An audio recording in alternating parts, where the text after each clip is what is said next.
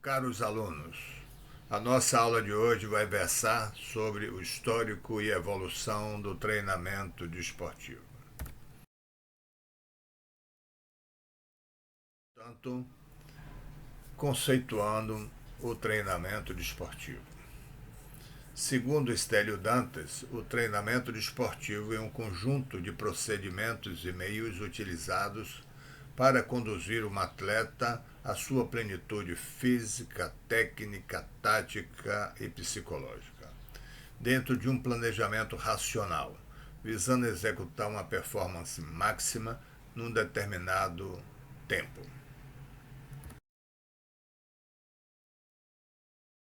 Para Rejudu, um dos especialistas em treinamento desportivo da América do Sul, diz que o treinamento desportivo constitui uma preparação sistemática, organizada do organismo, respeitando os processos de adaptação desse organismo para obter um alto rendimento desportivo. O treinamento desportivo tem sua história e evolução intimamente ligada com histórias dos Jogos Olímpicos, tanto da era antiga como da era moderna. Mostro para vocês nesses slides vários posters comemorativos a muitas Olimpíadas, ou a várias Olimpíadas, né? A vários Jogos Olímpicos.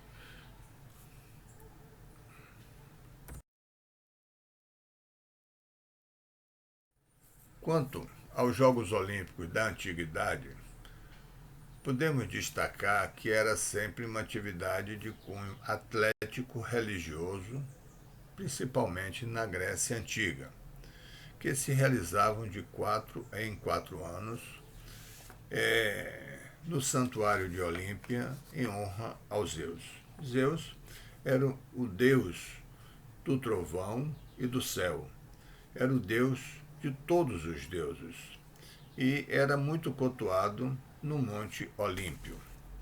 O início dos Jogos Olímpicos é de 776 anos antes de Cristo. Por isso que eu falo sempre que os Jogos Olímpicos é uma instituição, é um evento que se perdura durante todo esse tempo. Nós vamos ter agora os Jogos Olímpicos de Tóquio. E então dá para perceber que 776 anos antes de Cristo já se faziam os Jogos Olímpicos e agora nos Jogos Olímpicos da Era Moderna ele continua com toda a energia, se eu posso fazer, com investimentos financeiros altíssimos, além da questão tecnológica e da questão da comunicação, da televisão, que transmite para o mundo inteiro. Né? Um evento grandioso, se a gente pensar nessa dimensão temporal. As provas de diversas modalidades esportivas eram praticadas. As corridas, os saltos, o arremesso do disco, as lutas, as corridas de cavalo, as corridas de biga e etc. Além do esporte, havia também, neste período, competições musicais, eventos poéticos. Né? Importante frisar que os vencedores eram recebidos como heróis, ainda como hoje, quando chegam os nossos campeões olímpicos, os nossos campeões mundiais, principalmente os campeões olímpicos, em suas cidades são recebidos como grandes heróis. E, como premiação, ganhavam uma coroa de louros. Hoje se ganha a medalha de ouro, prata e bronze.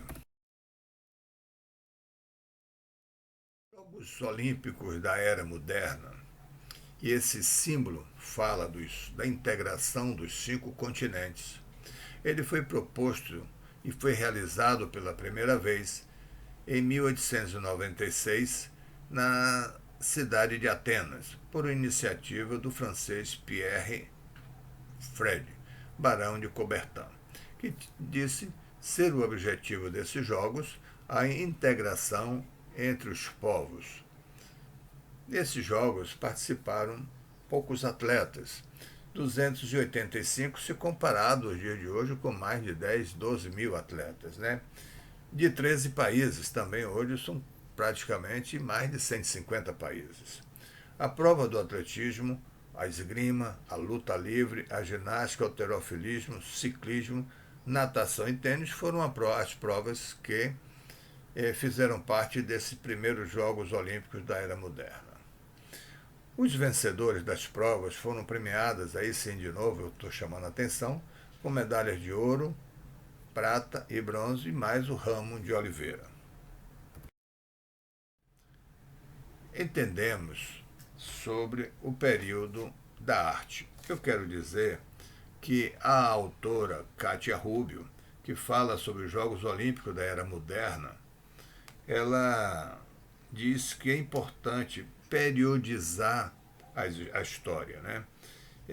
A periodização como recurso amplamente utilizado por estudiosos para facilitar a compreensão histórica da humanidade.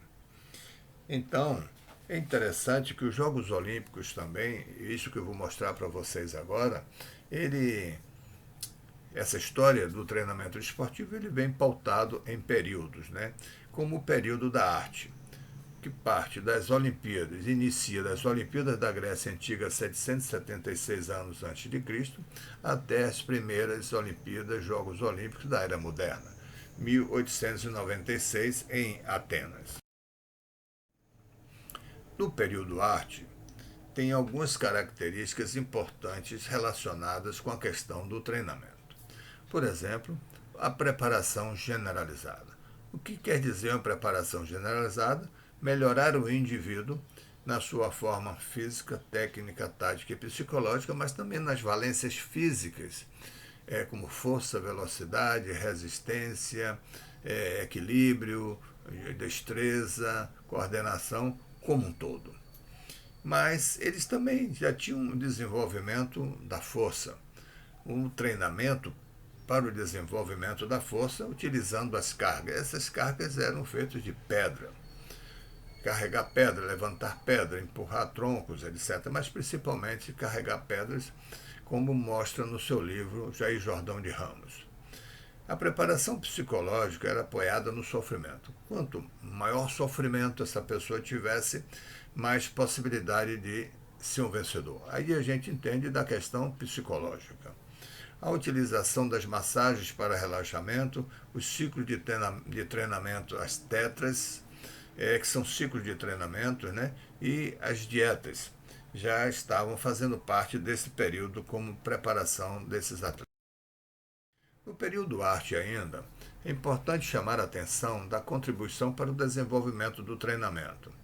Quem são esses indivíduos? Quem são esses povos que a gente pode destacar como povos importantes no desenvolvimento do treinamento? Os romanos, por dominarem o treinamento hípico, por dominarem o treinamento utilizando cavalos, não somente para o lazer, mas também, em especial, para os momentos de guerra.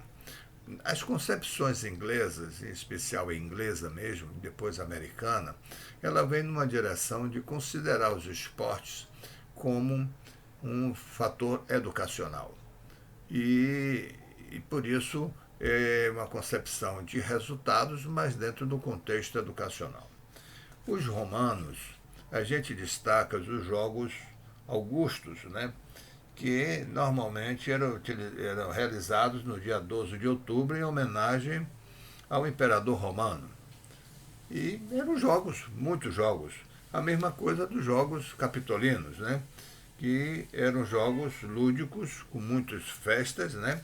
Destinados à diversão do povo romano. Isso data já de 387 anos antes de Cristo. E tinha uma questão, a ideia de honrar Júpiter.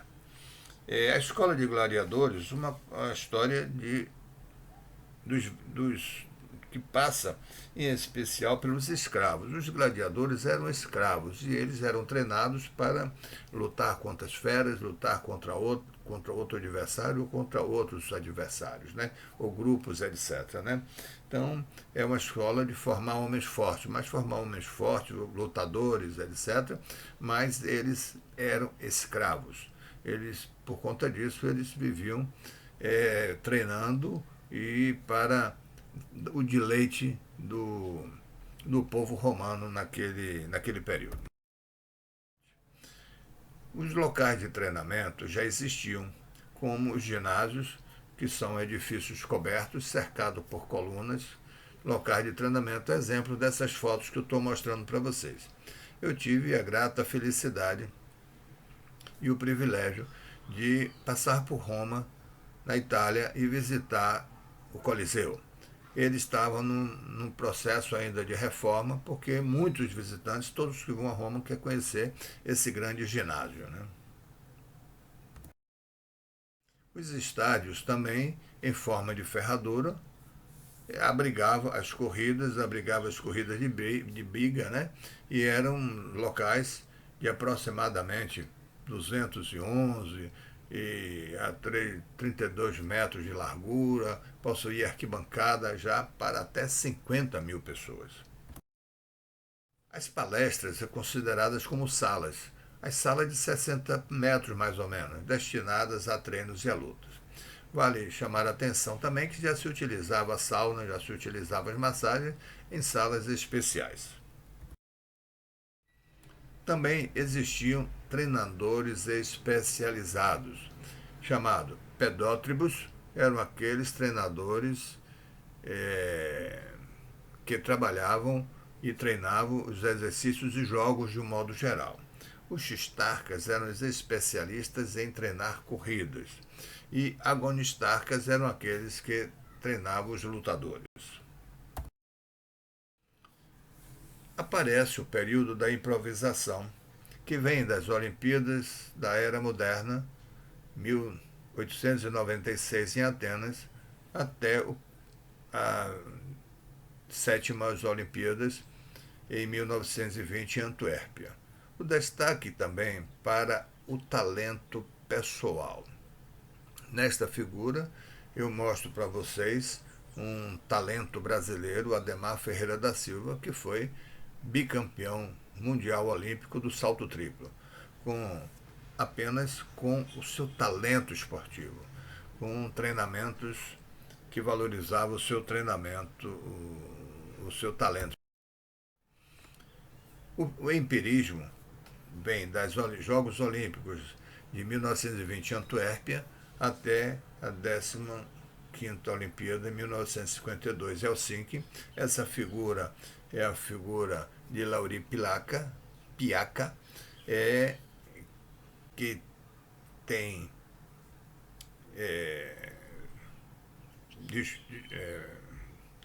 na verdade, essa figura de Parvo Nune, que foi um grande vencedor de corridas de longa distância e que teve treinador como Lauri Piaca e também Hans Coleman, que foi um outro atleta que chamou a atenção do mundo por conta dos seus grandes resultados. Obrigado por essa aula de hoje.